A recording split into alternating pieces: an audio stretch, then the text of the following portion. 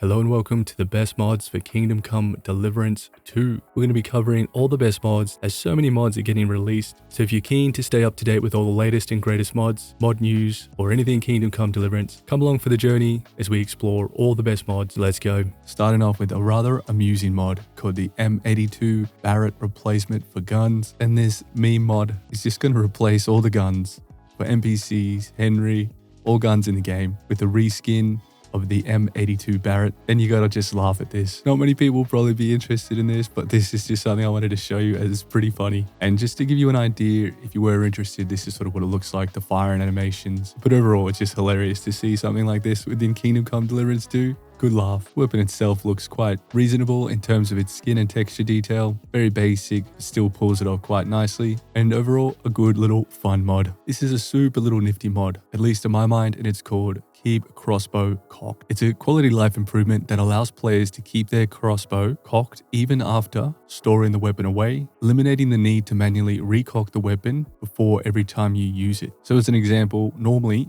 you load it up, you put it away, you open it up, you got to recock it again. This mod is simply keeping it cocked, allowing you to switch over to another weapon, then switch back to your crossbow, and if you'd already previously cocked it, you'll pull it out already cocked, negating the animation of having to recock the crossbow so many times. And if I keep saying that word, things are going to get really weird. But a super useful and excellent quality of life mod in my mind.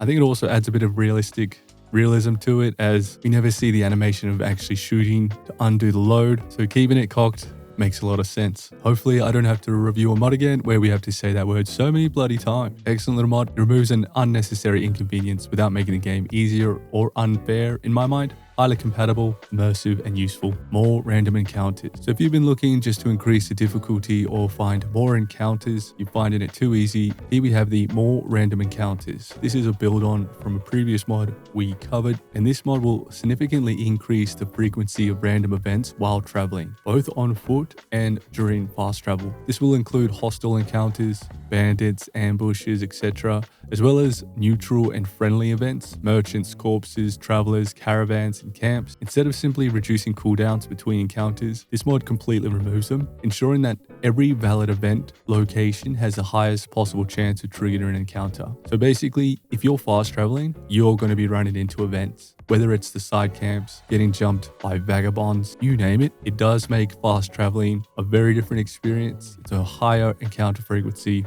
no more long stretches of empty roads. You'll find tons more combat, tons of more events, and this will mimic the same kind of degree as when you're traveling, making the world feel much more rich and alive. But a must-have mod. It makes traveling more dynamic, dangerous, and engaging, making every trip feel more meaningful, and you'll probably potentially opt in not to fast travel so much as the world becomes more alive. However, some players might find that this has too many encounters, and the mod developer is actively working on a skip feature for fast travel, ensuring both hardcore and casual players can enjoy the mod. Zizka's armor color variation.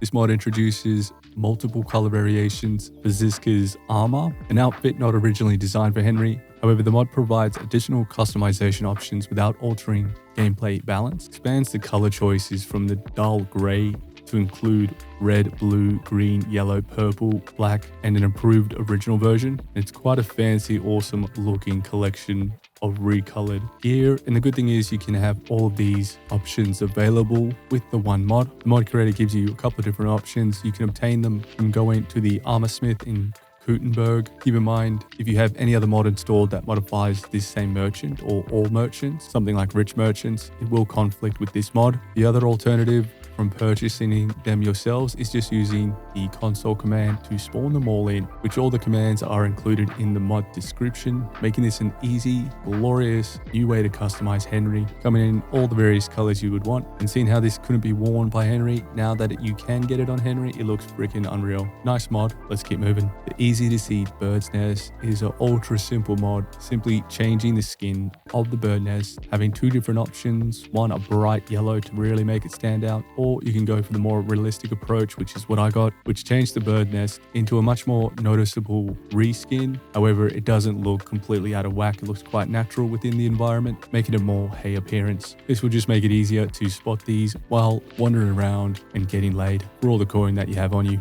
The Horse Overhaul mod provides a complete rework of viable horses within Kingdom Come Deliverance 2, addressing visual diversity, stat balance, and pricing. It aims to make horses a meaningful investment while diversifying valuable high-tier choices beyond just the standard herring, Pesek, and Pebbles. Key features are the visual diversity. Horses now have unique coats, manes, and even have different body shapes for added realism. Balanced tier horses, instead of only 3 viable options, named horses now feel unique and competitive. More expensive horses, prices have been increased significantly to reflect the historical value of up to 30k groschen, with an optional economy light version of this mod for a much lower pricing. There's more realistic spurring, reduces the frequency of force kicks, making galloping feel less mechanical. It does not force identical stats. Some horses still have distinct strengths and weaknesses to maintain realism. An interesting spin on reworking horses, great for players who want a richer horse system with more realistic economy and customization. It's cool to see a variety of different horses within the game, fixes the lack of high tier variety and adds personality to the named horses. Cool little mod, let's keep moving. Here we are revisiting a mod that has sort of combined a bunch of mods together, and that is the enhanced particle and blood mod, which are always some of my favorites. The more gold, the better, and this one significantly enhances the visual experiences by increasing blood persistence, particle effect, and wherever there's particles, this mod aims to make them stand out, be a bit more impactful within the game. So it merges 2 mods we've covered previously,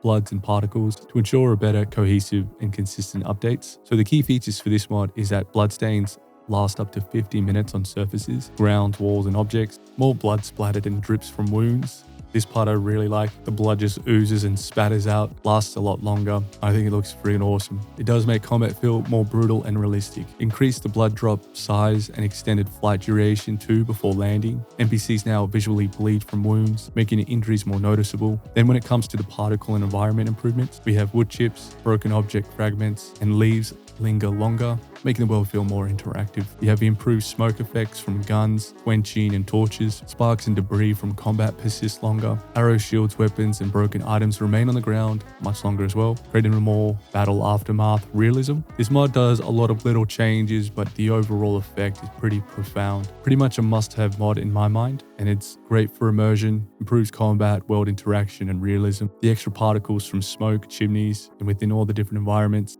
really makes this mod worthwhile. Another nice little quality of life change, basically a reskin, and it's called Equippable Lamp, giving you 2 options now to change up the typical holding of the torch, allowing Henry to equip 2 different lamps, an old lantern and a fancy lantern, both operating and functioning just the same as a torch. And it is kind of funny that you will see NPCs holding lamps all the time, but there's no animation for it for Henry, so the animation is still using the torch animation, but it still works quite well. But a nice reskin change to add a lamp into Kingdom Come Deliverance 2. Corpses remain longer. This mod extends the time and distance that corpses stay within the world before despawning.